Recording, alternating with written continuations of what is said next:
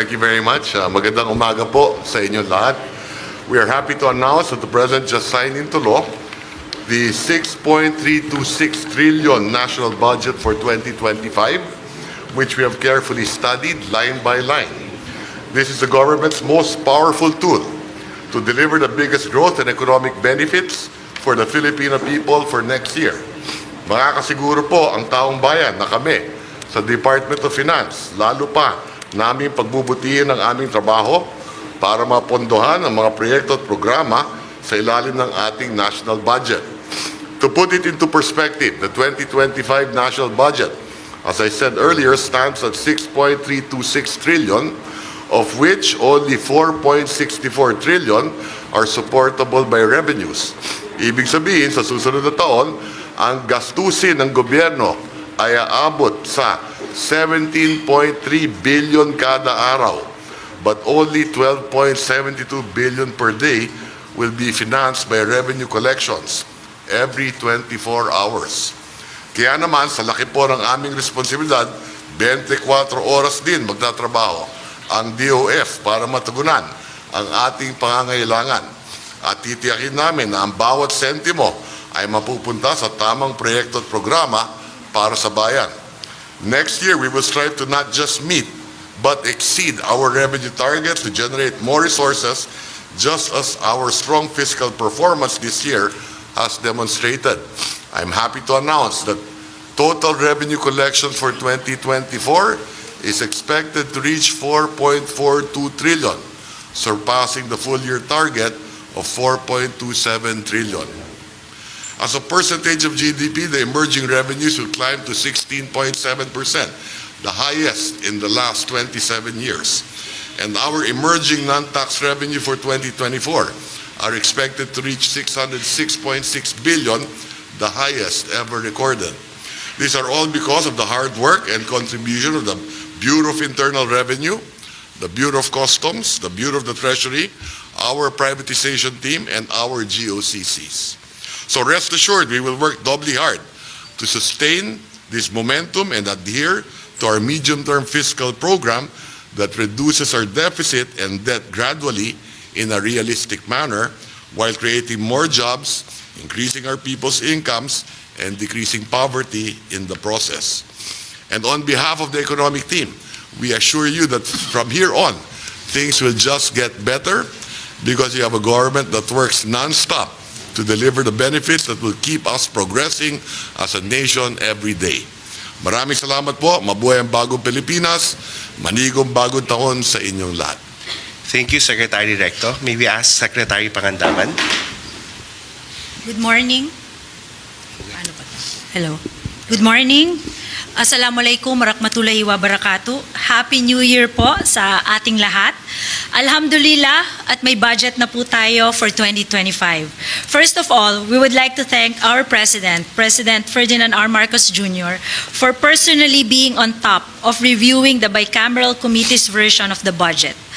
While the Congress's version was quite different from the proposed budget that we submitted, we are grateful and relieved that the President has made sure that we do not end up with a reenacted budget.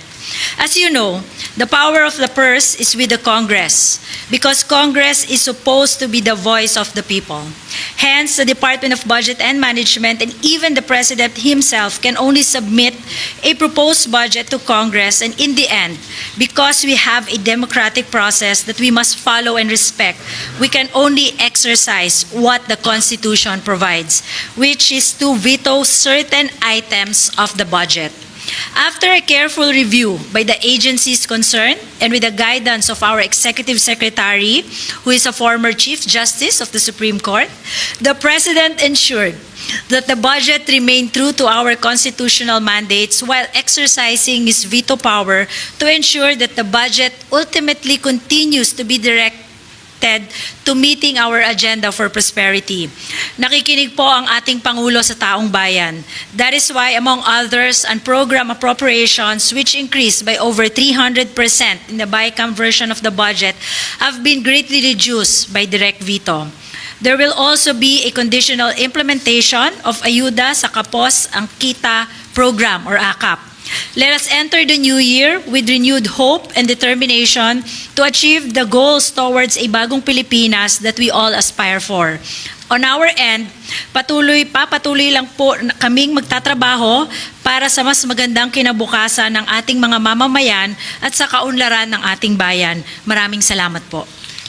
Thank you, Secretary Pangandaman. Secretary Balisacan. Good morning, everyone. Let me express our gratitude to both chambers of Congress for their timely and diligent efforts in scrutinizing, formulating, and ensuring the passage of the 2025 General Appropriations Act. Their unwavering commitment to completing this critical task underscores the strength of our collective resolve in advancing the nation's development goals and President Ferdinand R. Marcos Jr.'s socioeconomic agenda.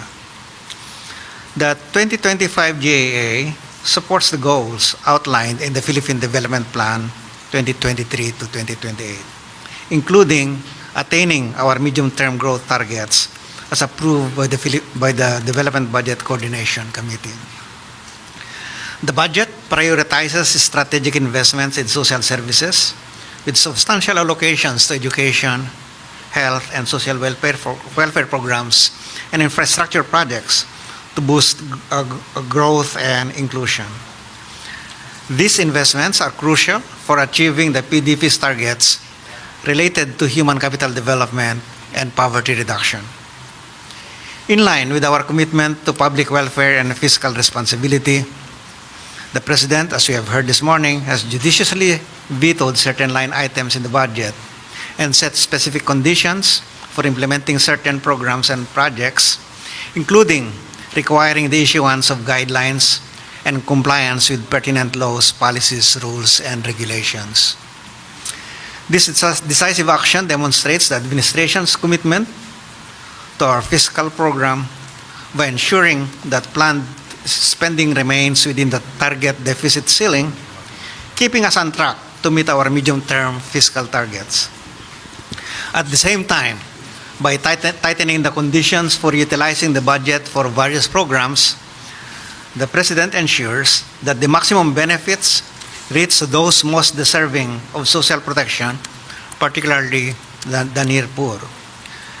This approach supports inclusive growth by ensuring that economic benefits reach the lower income segments of society, directly contributing to the PDP's goals of reducing poverty and improving the quality of life for our vulnerable populations. As we roll out these projects and programs in the coming year, close collaboration between the executive and legislative branches remains vital. The coming year, 2025, marks a pivotal moment for our country as we enter the midterm of the Marcos administration. This milestone is an opportune time to assess our progress. As we continuously recalibrate our strategies, we assure our fellow Filipinos that we will sustain our gains and accelerate our efforts in areas where we need to catch up to meet our development targets. With today's ceremonial signing of the GAA, we reaffirm our commitment to building a matatag, maginhawa at panatag na buhay for all Filipinos. Let us move forward with optimism and determination, ensuring that every peso of the national budget translates into impactful programs and services that improve the lives of our people. Thank you and good morning once again. Thank you, Secretary Balisacan. May we ask Secretary Bonoan for his opening statement? Good morning, everybody. Well, we just like to express how deeply we are honored for the full trust and confidence that the President Ferdinand R. Marcos Jr. and our legislators have extended to the Department of Public Works and Highways through the fiscal year 2025 budget. We are aware that every peso allocated to the Department of Public Works and Highways projects represents the hard-earned contributions of the Filipino people. It is therefore our responsibility to ensure that these funds are used wisely and efficiently, as well as professionally in the most transparent manner, proving ourselves deserving of the trust placed on us. We are committed to making every cent of their contributions worth by delivering quality infrastructure that drives the national progress. With this, we are tasked to implement more infrastructure projects that are crucial for the socio-economic development of our country. We are prepared to face potential challenges that may arise and remain steadfast in applying the significant lessons that we have learned over the years as we move forward to another year of service. Rest assured that the Department of Public Works and Highways will continue to work diligently in support of the Bagong Pilipinas agenda, advancing infrastructure that uplifts the lives of our fellow Filipinos. Mabuhay ang Bagong Pilipinas. Maraming salamat po.